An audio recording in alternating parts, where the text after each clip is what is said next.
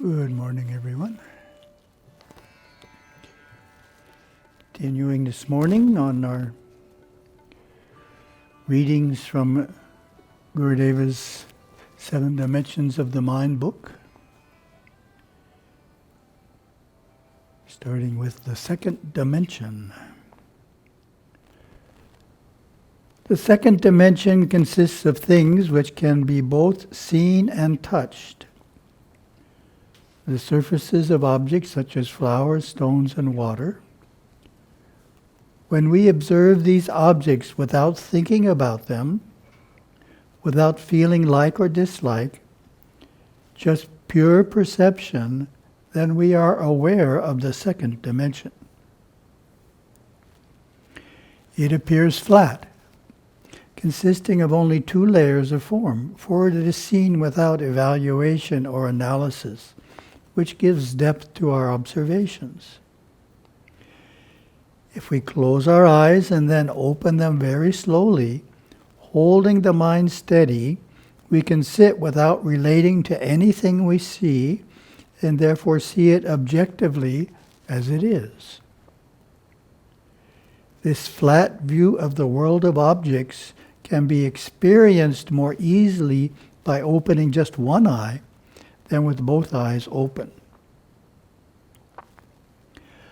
There is a tendency to get involved with what we see when both eyes are open. What we perceive are things that can be identified with the 5 senses. Things we can smell, hear, touch, taste, and see. These perceptions are all 2-dimensional through the senses. Through interpretation, they do flow into deeper dimensions of the mind.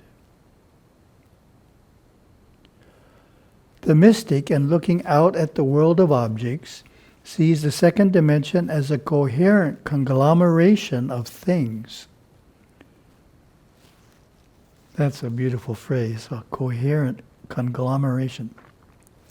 The mystic, in looking out at the world of objects, sees the second dimension as a coherent conglomeration of things.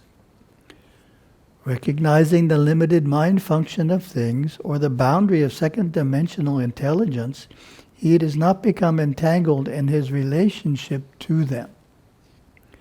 Nevertheless, he does relate to the second dimension by using it, by observing it, by appreciating it, or by renouncing it. He places the 2-dimensional world where it belongs. Forms are always changing in the second dimension. However, the substance out of which they are made is recycled from one form to another form.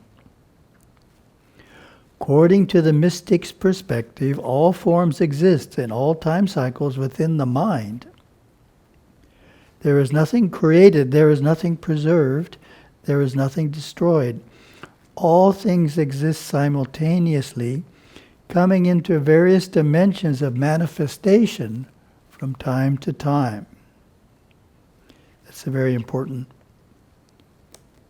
perspective on that Gurudeva has.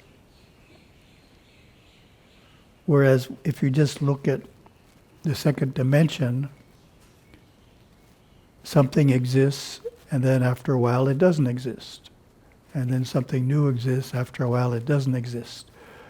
But inside the mind, all forms always exist. They're just manifesting, appearing in the second dimension and then eventually disappearing. The decay, the change of form in the second dimension through time cycles is apparent when things of short time cycles are viewed. A flower, for instance.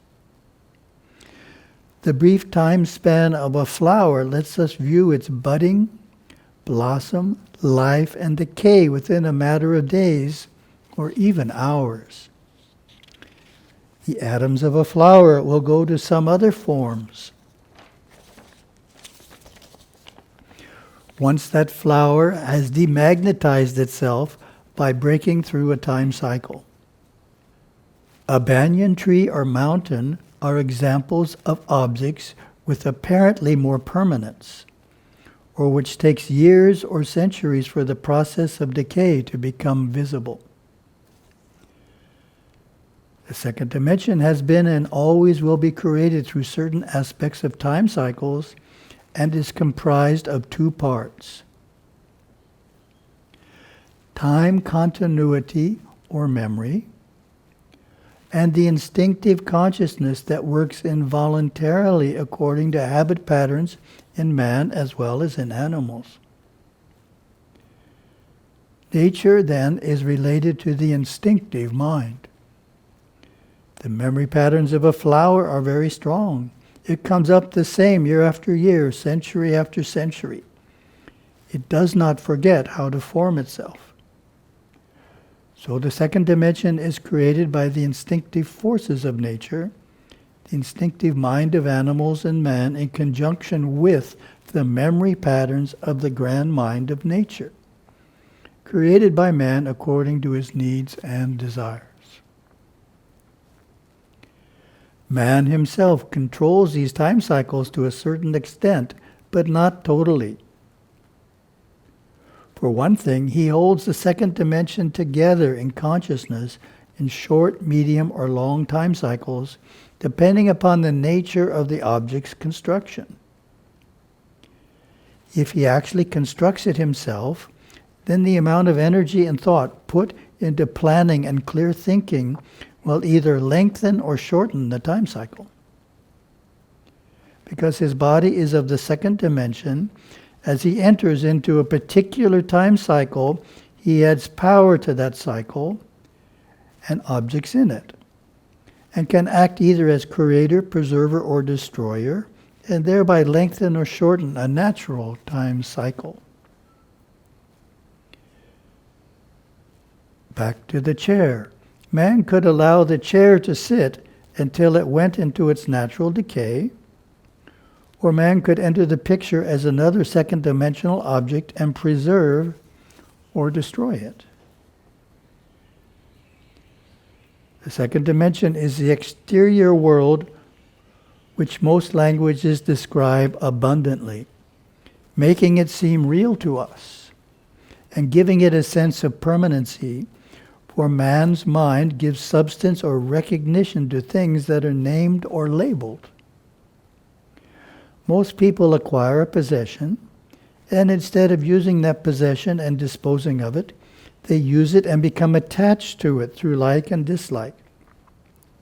Becomes a part of their mind, becomes real to them. They take it seriously, and when the time comes to dispose of that possession, they are unhappy. This indicates the narrowing down of the mind, which has been caused by language and attitudes which build possession and the significance of physical things out of proportion. That's a very interesting point, is because most languages describe the second world abundantly. It makes it more permanent than it really is.